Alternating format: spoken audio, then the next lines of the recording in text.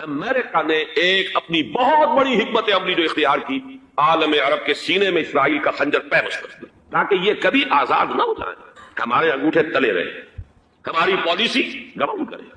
یہ استعمار کا دوسری جنگ عظیم کے بعد جہاں برطانوی استعمار، فرانسیسی استعمار رفتہ رفتہ یہ ہٹنے شروع ہوئے، صدر ناصر نے انگریزوں کو اٹھا کر پھینکا میڈیٹرینین میں اور دوسرے جگہوں سے، الجزائر نے آزادی حاصل کی فرانس سے، اطالویوں سے جو ہے لیبیا والوں نے آزادی حاصل کی، یہ ہو گیا، لیکن ایک خنجر پیوست کر دیا گیا اسرائیل کا سینہ عرب۔ اس صورتحال میں ظاہر بات ہے کہ ایک تو بڑی آئیڈیل پوزیشن تھی کہ پورا عالم اسلام متحد ہو، لیکن وہ تو بہت دور کا خواب معلوم ہوتا ہے۔ علامہ اقبال سے بڑا کوئی نقیب نہیں ہے ملت اسلامی کی وحدت کا، ایک ہو مسلم حرم کی پاسبانی کے لیے نیل کے ساحل سے لے کر تا بخاک کاشغر، لیکن انہیں بھی اپنے لیکچرز میں کہنا پڑا کہ اس وقت جو صورتحال ہے پورے عالم اسلام کی ایک وحدت بن جانا تو تقریباً ناممکن نظر آ رہا ہے، اگر کسی طرح ایک common wealth of Muslim nations وجود میں آ جائے تو بھی بڑی کامیابی ہوگی، لیکن اس سے بھی پہلے یہ تو زیادہ آسان تھا کہ عالم عرب ایک وحدت کی شکل اختیار کرنا۔ یہ تو ایک قوم ہے، اکثر و بیشتر ایک نسل یا زیادہ دو نسلیں کہتی ہیں، شمالی افریقہ میں بربر نسل بھی ہے، باقی تو سب عرب ہے۔ یہ پورا عالم ایک نسل، ایک زبان، پورے اتنے رقبے کے اوپر بولے جانے والی ایک زبان، یہ تو ایک ہو جائے۔ افسوس یہ ہے کہ اس کا ایک ہو جانا، ایک شخصیت ابھری تھی جو مذہبی مزاج کی شخصیت تھی، جو دینی مزاج کی حامل شخصیت تھی، اگر اس کی قیادت میں عالم عرب متحد ہو جاتا تو واقعتاً ایک بہت بڑا جو ہے مرحلہ وہ طے ہو جاتا، پوری عالمی ملت اسلامیہ کی ایک وحدت اختیار کرنے کا۔ وہ شخصیت تھی شاہ فیصل شہید کی، اور اس لفظ کے ساتھ ہی آپ کے ذہن میں آ گیا ہوگا کیوں انہیں شہید کر دیا گیا، کس نے کیا کرایا، کہاں سے تعلیم حاصل کر کے آیا تھا وہ جس نے شہید کیا شاہ فیصل شہید کو، اس کی گردن پر کون سوار تھی، وہ یہودی لڑکی کے جس کے فوٹو بھی شائع ہوئے، ایک گردن پر اٹھائے کھڑا ہوا شہزادہ اپنی ایک یہودی دوست کو، لڑکی کو، اور وہی ہے کہ جس نے جا کر پستول سے شہید کیا ہے۔ جہاں میں اچھی طرح جان لیجئے، جیسے بارہا میں نے عرض کیا ہے کہ حضرت عمر کو شہید کرنے والا کہنے کو ابو لولو فیروز تھا، لیکن اس کے پیچھے پورا ایرانی نسل پرستی کا جو پورا پس منظر ہے، اسے تو ہر شخص کی ذرا بھی نگاہ جو ہے جو صرف منظر کو نہ دیکھ رہی ہو، پس منظر کو بھی دیکھنے والی ہو، وہ تو جان دے گی کہ ابو لولو فیروز ایک فرد کا نام نہیں تھا، وہ ایران کا انتقام تھا عالم عرب سے۔ بالکل اسی طریقے سے یہ امریکی استعمار کا ہتھ کنڈا تھا، اسے محسوس ہوا۔ شاہ فیصل مذہبی مزاج کا شخص، یہ ابھر رہا ہے، اور یہ شاہ فیصل کی حکمت عملی کا ذرا آپ اندازہ کیجئے۔ لاہور میں سمٹ کانفرنس ہوئی، اس میں وہ آئے، سب سے ٹاورنگ پرسنالٹی پورے اس وقت عالم اسلام کے اندر شاہ فیصل کی تھی، اور وہ گویا کہ ایک بہت ہی جس کو کہا جائے کہ ایک بہت ایلڈرلی، ایک بزرگانہ ایک شخصیت جو ہے، اور انہوں نے اپنے دولت کے دروازے، عرب میں وہ مشہور تھے کہ نہایت خسیس اور بخیل انسان ہے، اس لیے کہ وہاں وہ خرچ کرتے تھے حساب کتاب کے ساتھ، لیکن ان کے خزانے کھلے ہوئے تھے عالم اسلام کے لیے، ادھر بھی مدد ہے، ادھر بھی مدد ہے، ادھر بھی کام ہو رہا ہے، ادھر بھی کام ہو رہا ہے۔ پھر انہوں نے تیل کا ہتھیار استعمال کر کے ایک دفعہ امریکہ کو دن میں تارے دکھا دیے تھے، لہذا ان کا ہٹایا جانا سین سے یہ امریکی استعمار کے لیے لازم تھا۔ اب لے دے کر رہ گئے کون سیکولر مزاج کے لوگ۔ پہلی اٹمپٹ جمال عبد الناصر نے کی، ناکام ہو گیا۔ قذافی صاحب نے کوشش کی کہ وہ ان کی جانشینی حاصل کر لے، ناکام ہو گیا۔ اب ایک تیسری شخصیت صدام حسین کی، ملحد ہے، اسلام سے کوئی سروکار نہیں، باس کا فلسفہ، سیکولرزم پلس عرب نیشنلزم، یہ اصول ہے، لیکن یہ ہے کہ یہ شخصیت ابو ابھر کر ایسی آئی ہے کہ اس سے اس وقت یہ جان لیجئے، میں امریکہ میں بھی عربوں سے مل کر آیا ہوں، سعودی عرب میں بھی اب میں وہ دیکھ آیا ہوں، نوجوان نسل جو ہے عربوں کی، پورا جو دوسرے عرب ممالک ہے جہاں پر کہ مذہب کا اتنا چرچا ہی نہیں ہے، پورا فلسطینی عرب، جارڈن کے عرب، شامی عرب عوام، وہ سب کے سب صدام کے پیچھے ہیں، اس لیے کہ انہیں نظر آ رہا ہے کہ ایک شخص پھر ایسا پیدا ہو کر سامنے آ گیا ہے جو شاید عالم عرب کو پھر یونائٹ کرے، اور یہ ہے اصل وہ شے کہ جو امریکہ کے لیے کسی صورت میں قابل قبول نہیں۔ دولت کے یہ ذخائر، خلیج کی یہ دولت، سیال سونا اور اس کے ذخیرے، اور یہ کسی طریقے سے یہ امریکہ کے زیر اثر نہ رہے، یہ ہے وہ شے جو اسے برداشت نہیں ہے۔ وہ کوئی عربوں کی محبت میں نہیں آیا 2.5 لاکھ فوج لے کر، وہ کوئی شاہی عرب جو خاندان ہے سعودی، اس سے اس کی کوئی دلچسپی نہیں ہے، کوئی پتہ نہیں کہ وہ خود ان کو ہٹا دے اور وہاں پر کوئی جمہوری ڈھانچہ جو ہے وہاں پہ کھڑا کروا دے خود امریکہ۔ اس لیے کہ سعودی عرب میں دیکھ آیا ہوں، حالات اگرچہ ظاہر بات ہے کہ زیادہ گہرائی میں تو وہاں جانے کا موقع ہی نہیں ہوتا، بہت ہی مستبد حکومت ہے، لیکن صاف نظر آ رہا ہے کہ اس وقت دونوں طبقے نوجوانوں کے جو ہے وہ شاہی خاندان کے شدید خلاف ہو چکے ہیں۔ جو وہاں پر جدید مثقف طبقہ ہے، جدید تعلیم یافتہ، جو باہر پڑھ کر آیا ہے امریکہ میں اور کہیں اور وہ کثیر تعداد میں ہے، وہ صاف سوال کر رہے ہیں کہ یہ billions and billions of dollars کے جو ہمارا خرچہ آتا تھا، ہمارے ہتھیاروں کے آرڈر جاتے تھے، وہ کہاں گئے؟ کل 65,000 فوج، اور عرب کے پاس، سعودی عرب کے پاس اتنے ٹینک بھی نہیں ہیں جتنے کہ یمن جیسے غریب ملک کے پاس ہے، ہمارا روپیہ یہ گیا کہاں؟ یہ ایک سوال ہے جو ہر شخص کے ذہن کے سامنے ہے۔ اب ہمیں اپنے معاملات کو خود سنبھالنا ہوگا. اسی طریقے سے جو مذہبی طبقہ ہے، اور وہاں ہے بڑی تعداد میں مذہبی طبقہ نوجوان جن میں بڑا جذبہ ہے، اور ان کا وہ جوش جہاد انہیں جہاد افغانستان تک لے کر آیا. سینکڑوں عرب نوجوان یہاں جو ہے شہید ہوئے. اپنے ملک میں تو انہیں بولنے کی بھی کوئی امکان نہیں ہے، لیکن یہاں وہ جذبہ جو اندر اندر پروان چڑھ رہا ہے، وہ جذبہ انہیں لایا ہے، اور افغانستان کی سنگلاخ وادیوں کے اندر انہوں نے جام شہادت نوش کیا ہے. وہ طبقہ بھی شدید مخالف ہو چکا ہے کہ انہوں نے امریکیوں کو بلا کر، ان میں یہودی بھی ہیں، عیسائی تو ہے ہی ہے، یہودی ہیں، یہودی عورتیں ہیں جو کچھ اب وہاں بے حیائی اور بے پردگی کے مناظر نظر آ رہے ہیں. یہ سرزمین عرب، میں نے امریکہ میں تقریر سنی ہے اسنا کے جو فائنل ان کا ایک سیشن تھا، اسلامک سوسائٹی آف نارتھ امریکہ، جس میں میں مدعو کیا گیا تھا، اسی لیے میں نے یہ سفر کیا تھا. ایک نوجوان نے جو تقریر وہاں پر کی ہے، واقعہ یہ ہے کہ میں حیران رہ گیا اس کی جرأت کا. اس نے کہا کہ حضور نے فرمایا تھا کہ جزیرہ نما عرب میں دو دین جمع نہیں ہو سکتے، اور آج شاہی خاندان کی صرف اپنی حکومت کو بچانے کے لیے امریکیوں کو اتنی بڑی تعداد میں بلا لیا گیا ہے، جن میں موبائل چرچ بھی ہیں، موبائل سینیگوگز ہیں. یہودی مرد اور عورتیں جو ہے دندناتے پھر رہے ہیں آج عرب کی سرزمین پر. لہذا جو مذہبی طبقہ ہے وہ اس پر شدید رد عمل جو ہے اس کے اندر پایا جاتا ہے. یہ حالات ہیں جو میں آپ کے سامنے چاہتا تھا کہ رکھوں. یہ وہ شامت اعمال ہے. ایک طرف یہ کہ وہ شخصیت جو ہے صدام حسین کی، وہ کوئی پسندیدہ شخصیت نہیں، لیکن یہ کہ اس شخصیت کو تقویت دینے والے بھی تو یہی لوگ تھے. انہیں خطرہ تھا ایران کے انقلاب سے کہ کہیں اسی قسم کا کوئی انقلاب ہمارے ہاں نہ آ جائے، لہذا انقلاب میں ایران کو ایکسپورٹ نہ ہونے دے، اس لیے انہوں نے اسی صدام حسین کو بلینز اور بلینز آف ڈالرز کی مدد دی. آج وہی ہے. عربی کی تو ایک کہاوت بھی ہے، سمن کلبک، یا کو اپنے کتے کو کھلا پلا کے موٹا کرو، کسی روز تمہیں کو کاٹے گا. آج وہ تو انہیں کاٹتا، لیکن یہ کہ اس کا جو علاج تجویز ہوا ہے وہ انتہائی خوفناک ہے. 2.5 لاکھ امریکی وہ استعمار کے پنجے جو بمشکل عالم عرب کے سینے سے جو گڑے ہوئے تھے اس استعمار نے، مشکل ہٹے تھے کہ ایک دم اب وہاں پر خبریں آ رہی ہیں، فرانسیسی بھی آ رہے ہیں، برطانوی بھی آ رہے ہیں، کہاں کہاں سے فوجیں آ رہی ہیں. اور وہاں پر 2.5 لاکھ سو صرف امریکن آرمی کا، اس میں تقریباً 1.5 لاکھ تو پہنچ چکی ہے. اور جو بھی ہوگا وہاں پر، جیسا کہ میں نے عرض کیا ہے، اس قدر خوفناک سین ہے. میں نے بہت سے حضرات واقف ہوں گے، کئی مرتبہ میں نے حوالہ دیا ہے مولانا سید حامد میاں رحمہ اللہ کا. انہوں نے ایک دفعہ مجھے بتایا تھا کہ احادیث میں جو قرب قیامت کے حالات و واقعات کی پیشن گوئیاں ہیں، ان میں یہ ہے کہ وہ جو آخری جنگ ہونی ہے جو کہ دجال کے خلاف ہوگی مسلمانوں کی، اور جس میں کہ حضرت مسیح علیہ السلام کا نزول ہوگا، جس کے سلسلے میں اس سے پہلے ایک جنگ ہوگی بہت خوفناک، بہت خوفناک. اور عجیب الفاظ ان کے یہ تھے کہ اس میں ایک طرف مسلمان اور عیسائی اور یہودی تینوں ہوں گے. یہ بات سمجھ میں نہیں آتی تھی کہ مسلمان اور یہودی ایک جگہ کیسے جمع ہو سکتے ہیں. آج وہ نقشہ نظر آ گیا. آج اسرائیل، امریکہ، سعودی عرب اب یہ ایک ہے. بلکہ چلتے آئیے، مصر، اسرائیل، سعودی عرب اور جو بھی ان کے حواری ہیں وہ سب ایک ساتھ میں کھڑے ہیں، اور ان کے اوپر سیادت کس کی ہے؟ امریکہ کی. وہ نقشہ آ گیا ہے.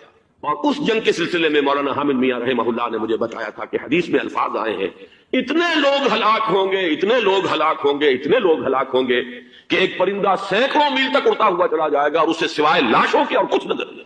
یہ نقشہ خاکم بدہن تلا ہوا ہے، کھڑا ہوا ہے. جو بھی ہوگا کیمیاوی جنگ، کیمیاوی وارفیئر، کیمیکل وارفیئر، اور پھر ایٹمک وارفیئر، جس کی کھلی دھمکیاں دی جاتی.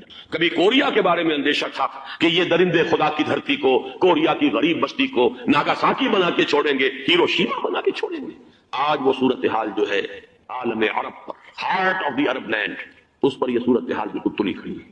اس میں ہمیں کیا کرنا چاہیے؟ میں نے یہ چاہا کہ پورا پس منظر آپ کے سامنے ہو. صرف وقتی سا کوئی ایک نعرہ، وقتی سی کوئی ایک خبر، اس کے حوالے سے ایک جذبات کا معاملہ، پورا ایک پس منظر سامنے رکھیے. اب وہ آپ کو شاید میری باتیں جو ہے وہ سمجھ میں آ جائے.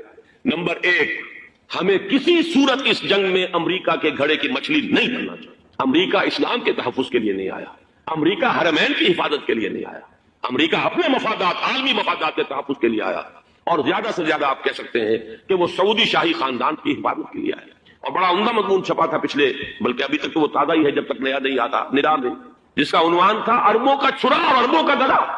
سارے پیسے بھی انہیں سے لے رہے. $12 بلین کا ایک چیک لے کر گیا جیمز بیکر.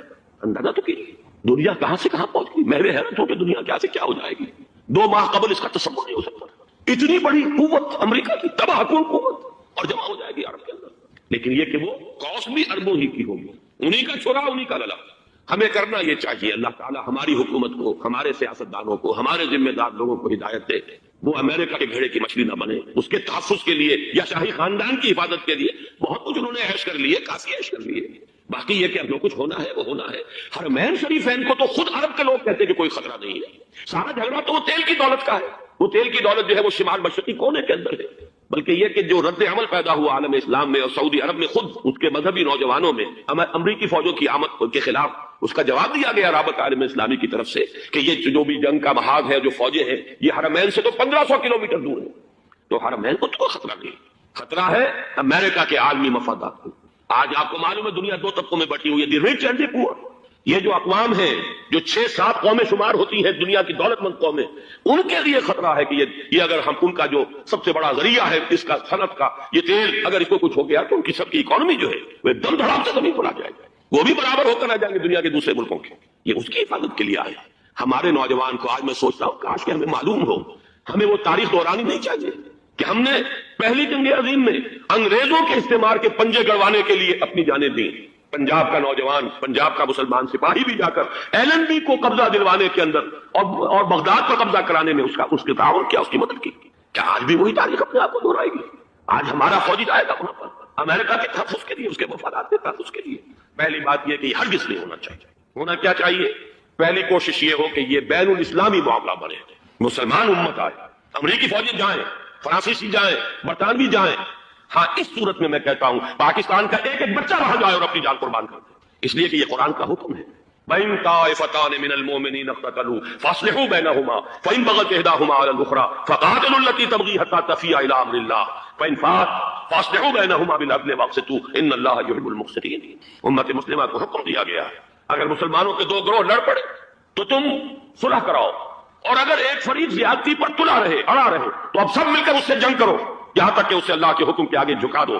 پھر اگر وہ اللہ کا حکم مان لے، صلح پر آ جائے، تو پھر عدل و قسط کے ساتھ ان کے درمیان صلح کرا دو۔ یہ ہمیں حکم ہے، مسلمانوں کو حکم ہے۔ لیکن یہ کہ یہ امریکی آ رہے ہیں اور امریکی استعمار اور امریکی مفادات اور اس کے لیے جو ہے پاکستان کا مسلمان سپاہی بھی جائے، میرے نزدیک کسی صورت میں صحیح نہیں۔ مطالبہ بھی ہو رہا ہے، آج ہی غالباً ایک انٹرویو آیا ہے، شاہ حسین کے بھائی جو ہے حسن بن طلال، ان کا انہوں نے بھی یہی کہا ہے کہ اس کو مسلمانوں کو آپس میں اس معاملے کو طے کرنا چاہیے، اس قضیے کو امریکی فوجوں کو یہاں سے فوراً واپس جانا چاہیے۔ اور یہی بات میں یقیناً تائید کروں گا، تحسین کروں گا، یہی موقف ایران کا۔ ایران عراق کے خلاف جو UNO کے سینکشنز ہیں کہتا ہے ہم اس کی پابندی کریں گے، لیکن امریکہ کو یہاں سے نکلنا چاہیے۔ یہ مسلمانوں کا اپنا معاملہ ہے، وہ آپس میں طے کریں۔ پاکستان کو بھی یہی موقف اختیار کرنا چاہیے پوری قوت کے ساتھ۔ اس میں کوئی بھی اگر کمزوری ہو رہی ہے تو در حقیقت یہ گویا کہ ہم امریکی استعمار کے ہاتھ میں اس کا اعلی کار بن کر، کھلونا بن کر استعمال ہو گئے، جو کہ ہمیں کسی صورت میں نہیں کرنا چاہیے۔ اگر یہ بھی ناکافی ہو تو دوسرا ایک اور مسئلے کا حل موجود ہے اس سے براڈر سطح پر، کہ غیر جانبدار ممالک اگر کوئی ہے ان کو بھی اس قضیے کے اندر شامل کیا جائے گا۔ ایک تحریک تھی کسی زمانے میں، کافی بڑی تھی، لیکن یہ کہ وہ بھی اگر اس کے اندر شامل ہو جائیں۔ لیکن امریکہ، رشیا، یہ تو ظاہر بات ہے سپر پاورز ہیں، ان کے مفادات ہیں، آرمی اور گلوبل مفادات ہیں، لہذا اول تو یہ ہونا چاہیے کہ بین الاسلامی معاملہ بنا کر اس صورت میں جیسا کہ میں نے عرض کیا ہماری پوری فوج بھی جائے اللہ پر توکل کر کے۔ پاکستان کا محافظ اللہ ہوگا، اگر اللہ کے ایک حکم کے اوپر عمل کرتے ہوئے مسلمان یہاں سے جائے اور جا کر وہاں پر جو ہے اپنی جانیں دینے کو تیار ہو جائے۔ لیکن اگر یہ اس میں بھی کافی نہ ہو تو جو بھی غیر جانبدار ممالک ہیں ان کو بھی اس معاملے کے اندر شریک کیا جا سکتا ہے۔ بدرجہ آخر اگر پاکستانی فوج جائے وہ صرف حرمین شریفین کے گرد و نواح میں ان کو ڈپلوائے کیا جانا چاہیے۔ اگر خدا نہ خواستہ وہاں پر کوئی آنچ آنے کی شکل پیدا ہو جائے تو اس کی اے ارض پاک تیری حرمت پہ کٹ مرے ہم، اس کے لیے مسلمانوں کو تیار رہنا چاہیے۔ اس لیے کہ بہرحال جہاں تک ارض پاک کی حرمت کا تعلق ہے وہ ہمارے ایمان کا جز ہے۔ باقی برطانوی مفادات، امریکی مفادات، صنعتی ممالک کے مفادات یا کسی شاہی خاندان کے مفادات، یہ شاہی خاندان یہ تو گرتی ہوئی دیواریں ہیں، جانا ہے آج نہیں تو کل، لیکن یہ کہ اصل معاملہ ہے امت کا، اصل معاملہ ہے امت مسلمہ کا، اصل معاملہ ہے حرمین شریفین کا۔ لہذا ان دونوں چیزوں کو لازماً گڈمڈ نہ کریں۔ آپ حضرات کے علم میں ہے کہ اس سے پہلے ایران کی طرف سے بار بار مطالبہ ہوا کہ حرمین کو بین الاسلامی کنٹرول میں دے دیا جائے اور سعودی عرب کا اس کے اوپر سے جو انتظامی عمل دخل ختم کر دیا جائے۔ میں نے کبھی تائید نہیں کی، اس لیے نہیں کی کہ میرا مشاہدہ ہے، میں گیا ہوں بارہا، سعودی عرب کی حکومت نے چاہے خود بھی بڑے بڑے محل بنائے ہیں لیکن حرمین کی خدمت کے اندر بھی کوئی کمی نہیں کی، اس پر انہوں نے اربوں ڈالر اس پر بھی خرچ کیا ہے، اس کے اوپر انہوں نے اس حج کے انتظامات پر پوری حکومت جو ہے وہ اپنے آپ کو لگائے رکھتی ہے۔ لہذا اس اعتبار سے کوئی کمی کی بات نہیں وہاں پر آئی کہ جس کے لیے ضرورت ہو کہ ان کا عمل دخل وہاں سے ختم کیا جائے، لیکن یہ صورتحال اب جو پیدا ہو گئی ہے یہ بالکل مختلف ہے، اسے اس کے کانٹیکسٹ کے اندر دیکھا جانا چاہیے اور اسی کے حوالے سے میں نے چند رائے آپ کے سامنے رکھی۔ اب آئیے پاکستان کی طرف جو ہمارا اصل مسئلہ ہے، اس کے تو ہم سب سے بڑے ذمہ دار ہیں، اس کی بھلائی ہے تو برائی ہے تو، اس میں خیر آتا ہے تو وہ بھی ہماری کوشش اس کے لیے ضروری ہے، اور کوئی شر پیدا ہوتا ہے تو اس کی ذمہ داری بھی ہم پر آئے گی۔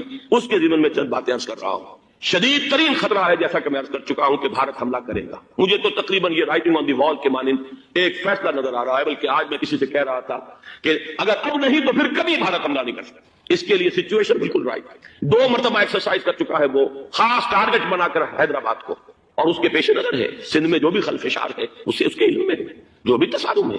اب بھی اگرچہ اس وقت کی جو ہماری اندرونی سیاست ہے، یہ اس کا کرشمہ سامنے آیا ہے کہ جی ایم سید صاحب کو ایگزونریٹ کیا جا رہا ہے، ان کو اب محب وطن کا خطاب دوبارہ دیا جا رہا ہے۔ وہ شخص جس نے اسلام کے خلاف انتہائی زہریلی باتیں کی ہیں، وہ شخص جس کی کتاب اب پاکستان ٹوٹ جانا چاہیے، وہ لاکھوں کی تعداد میں ہندوستان سے چھپ کر آئی یہاں تقسیم ہوئی ہے، آج اسے شرط دی جا رہی ہے۔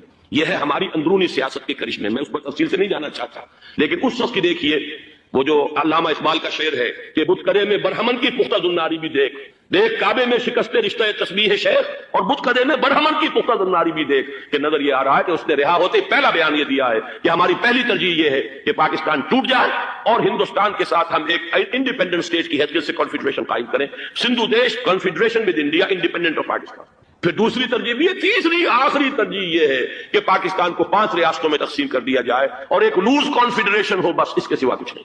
5ویں بھی وہ اردو والوں کے لیے نہیں، مہاجرین کے لیے نہیں، ان کے لیے تو ان کے پاس کچھ نہیں ہے۔ 5ویں بھی پنجاب میں سے کاٹ کر سرائکی صوبہ بنایا جائے، اور سندھ میں تو بہرحال اردو بولنے والوں کو سندھی بن کر رہنا ہوگا۔ یہ اس شخص کا رہائی کے بعد بھی بیان ہے جسے آپ سند دے رہے ہیں کہ وہ محب وطن ہے، اور وہ غدار نہیں ہے، وہ پاکستان کا مخالف نہیں ہے۔ بہرحال یہ حالات جو ہے انتہائی خوفناک ہے ہمارے۔ آج کشمیر میں جو صورتحال ہے ہندوستان کے لیے انتہائی تشویشناک ہے۔ جو بدنامی اس کو مل سکتی تھی مل چکی ہے، اور یہ آپ نے دیکھ لیا وہ امریکہ بہادر جو 1.5-2 لاکھ آدمی لے کر پہنچ گیا سعودی عرب میں، اس نے انگلی تک نہیں اٹھائی ہے کہ کشمیر میں بھارت کیا کر رہا ہے۔ یہ ہے ان کی ڈبل سٹینڈرڈز، یہ ہے ان کی بے ایمانیاں، کہ بھارت جو کچھ کر رہا ہے وہاں۔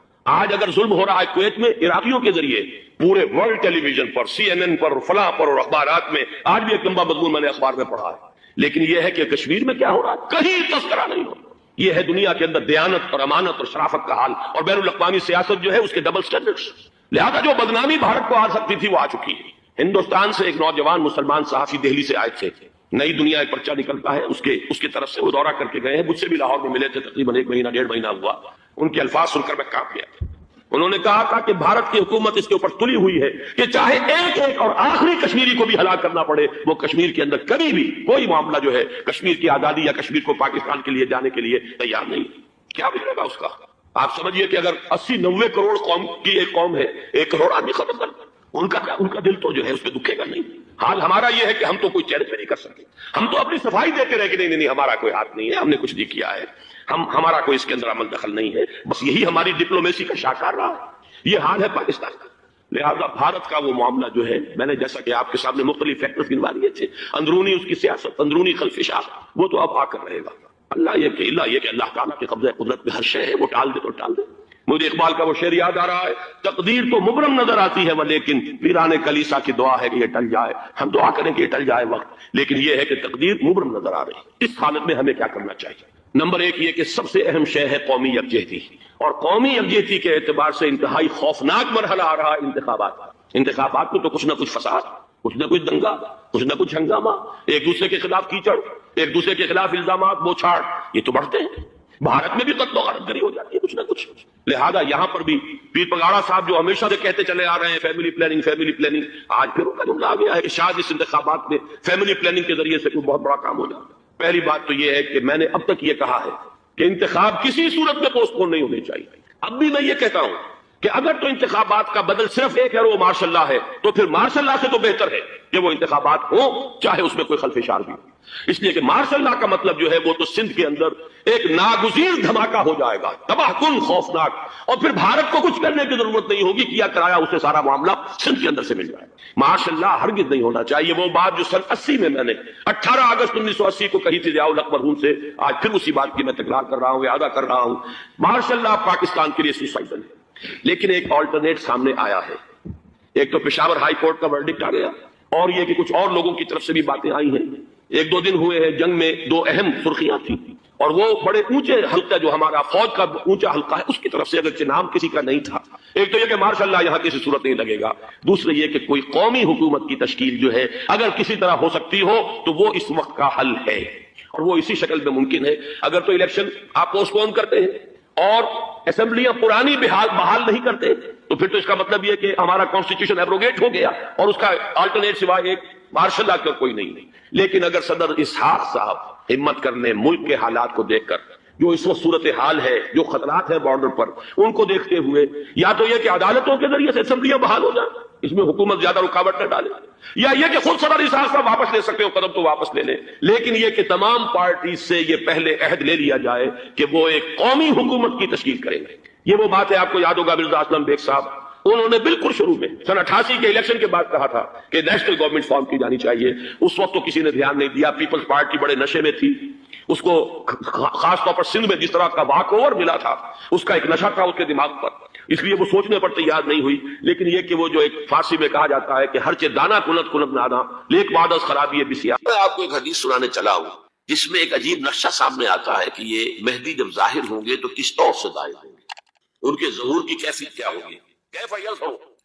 یہ روایت ہے حضرت ام سلمہ سے رضی اللہ تعالی عنہا، حضور کی زوجہ محترمہ ہیں، فرماتی ہیں ام سلمہ عن النبی صلی اللہ علیہ وسلم قال یکون اختلاف عند موت خلیفہ، موت خلیفہ، حضور نے فرمایا ایک خلیفہ کی موت پر اختلاف واقع ہو جائے گا، خانہ جنگی ہو جائے گی، فیخرج رجل من اہل المدینہ حاربا الی مکہ، پھر مدینے کے لوگوں میں سے ایک شخص نکلے گا، بھاگے گا اور جا کر پناہ لے گا اور چھپ جائے گا مکے میں، فیاتیہ ناس من اہل مکہ، پھر اس کے پاس آئیں گے اہل مکہ، مکہ کے لوگ، فیخرجونہ، اور اسے نکالیں گے، جہاں وہ چھپے ہوئے ہوں گے وہاں سے نکالیں گے، وہو کارہ، اور وہ بالکل اس کو پسند نہیں کر رہے ہوں گے، نہ وہ خواہش مند ہوں گے کہ ان کے ہاتھ پر بیعت کی جائے، نہ وہ یہ چاہیں گے کہ وہ میدان میں آئے اور ان کو جو ہے اپنا لیڈر مانا جائے، وہو کارہ فیبایعونہ بین الرکن والمقام، لیکن لوگ جو ہے پھر اصرار کے ساتھ ان کے ہاتھ پر بیعت کریں گے رکن اور مقام کے درمیان۔ رکن وہ کونا ہے خانہ کعبہ کا جس میں حجر اسود لگا ہوا ہے،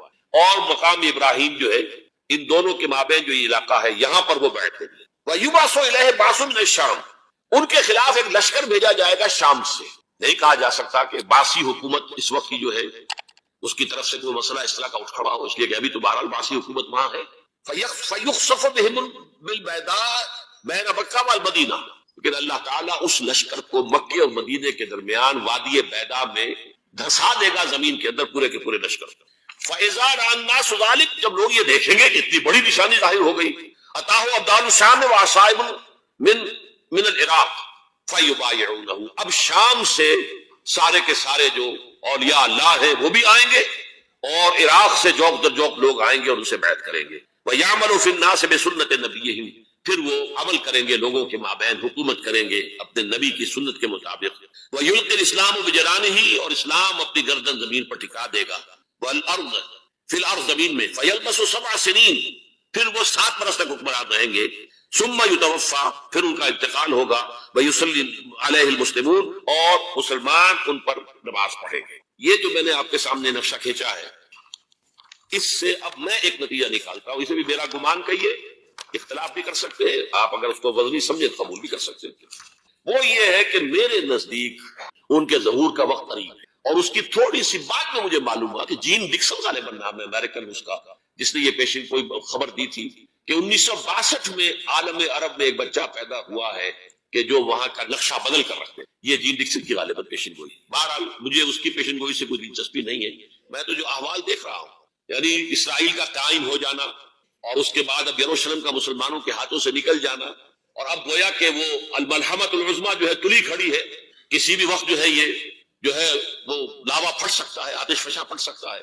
تو یہ تمام حالات ایسے ہیں کہ جن کی وجہ سے میں سمجھتا ہوں کہ ایک تو جو قرآن مجید کے اشارات میں نے آپ کو بتائے، 14 صدیاں، 14 دن میں چاند کا پورا ہونا، والقمر اذا اتسق، 14 دن میں 14ویں کا چاند۔ اسی طرح یہ 14 صدیوں کے بعد یہ صدی جو 15ویں صدی ہے، یہ در حقیقت ظہور امام مہدی کی صدی ہے۔ سب سے بڑی جنگ تاریخ انسانی کی عظیم ترین جنگ جس کی خبر نہیں گئی، اور کوئی عجب نہیں کہ اس صدی کے خاتمے سے پہلے پہلے وہ جنگ بھی واقع کیا ہے۔ اسی طریقے سے خاص طور پر سابقہ امت مسلمہ بنی اسرائیل یہود 2000 برس سے بے گھر تھے، بے خانہ، برباد، ڈائسپورا، کوئی گھر نہیں، کوئی ملک نہیں، در بدر کی ٹھوکریں کھانے والی قوم۔ اس صدی میں اسے گھر ملا ہے، ملک ملا ہے۔ اس صدی کا بالکل آغاز تھا 1919 بالفور ڈیکلریشن۔ اس صدی کے آغاز ہی سے ان تمام واقعات کے جو ہے سلسلے شروع ہو گئے۔ بالفور ڈیکلریشن میں طے کیا گیا تھا کہ فلسطین پر ان کا حق ہے اور وہاں انہیں آباد ہونے کے لیے سہولتیں فراہم کی جائیں گی۔ 1919 میں اس کام کا آغاز ہوا، 1948 میں 30 برس سے کم مدت میں وہ ملک وجود میں آ گیا۔ تو کوئی عجب کی بات نہیں ہے، کوئی تعجب کی بات نہیں کہ اب اسرائیل سے گریٹر اسرائیل تک، عظیم تر اسرائیل تک بھی اسی صدی میں پیش قدمی ہو جائے۔ چوتھی بات یہ ہے کہ یہی صدی ہے جس میں خلافت اسلامیہ کا خاتمہ 1924۔ یہ ذہن میں رکھیے کہ یہ خلافت وہ خلافت نہیں تھی جس کو ہم خلافت راشدہ کہتے ہیں، یا جو خلافت علی منہاج النبوہ ہے، اس حدیث کے منہ سے جو ابھی میں نے آپ کو سنائی، تاہم خلافت تھی، نام تو تھا۔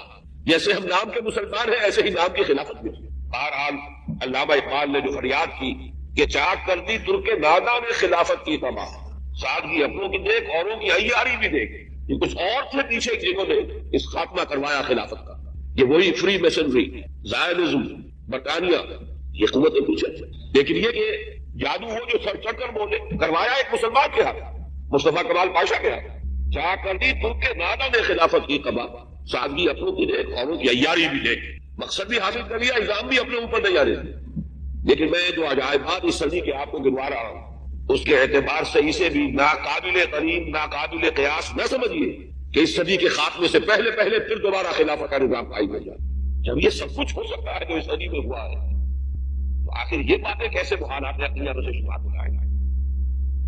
بہرحال میں نے اس صدی کے عظیم حوادث کا تھوڑا سا تذکرہ اس لیے کیا ہے کہ خاص طور پر ہمارا دینا چاہتا ہوں کہ جب خلافت کو ختم کرنے کی سازشیں چل رہی تھی، یہی آپ کا ملک تھا بر عظیم پاک و ہند، اس میں عظیم تحریک چلی تھی۔ پوری دنیا میں کہیں اور کوئی تحریک نہیں تھی، کہیں کوئی احتجاج نہیں تھا۔